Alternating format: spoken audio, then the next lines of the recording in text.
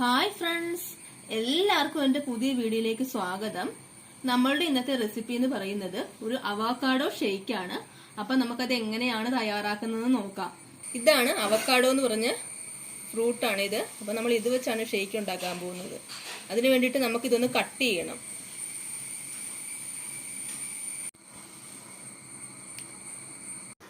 അപ്പം നമ്മൾ ഈ അവക്കാഡോ ഫ്രൂട്ട് നമ്മൾ മുറിച്ചെടുത്തിട്ടുണ്ട്. ഇനി നമ്മൾ അതിൻ്റെ കുരു കളഞ്ഞ് നമ്മൾ ഇതിൻ്റെ അകത്ത് നിന്ന് ഇങ്ങനെ ചിരണ്ടി എടുക്കണം.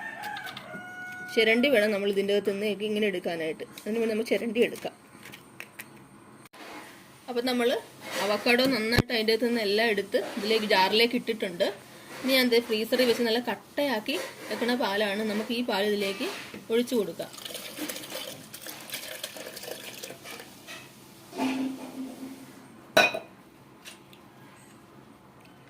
ഞാനിവിടെ കുറച്ച് കപ്പലണ്ടി എടുത്ത് വെച്ചിട്ടുണ്ട്.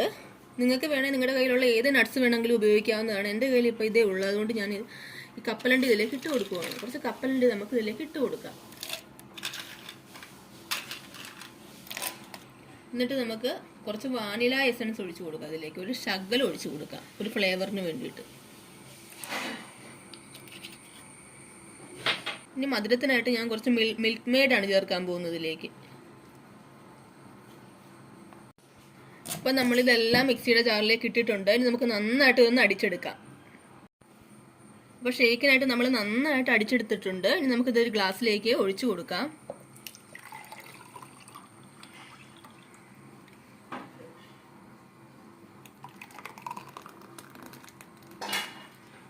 ഇതിൻ്റെ മീതിയിലേക്ക് നമ്മൾ മുമ്പ് എടുത്തു വെച്ചിരിക്കുന്ന കുറച്ച് കപ്പലണ്ടി ഉണ്ട്. അത് നമുക്കിങ്ങനെ ഇട്ട് കൊടുക്കാം.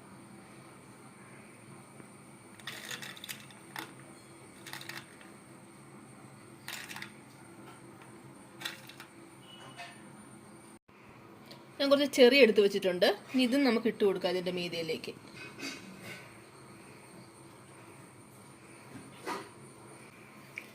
ഈ ഒരു ലേശം ചോക്ലേറ്റ് സിറപ്പും കൂടി ഞാനിങ്ങനെ ചുറ്റിച്ചു കൊടുക്കുവാണ്.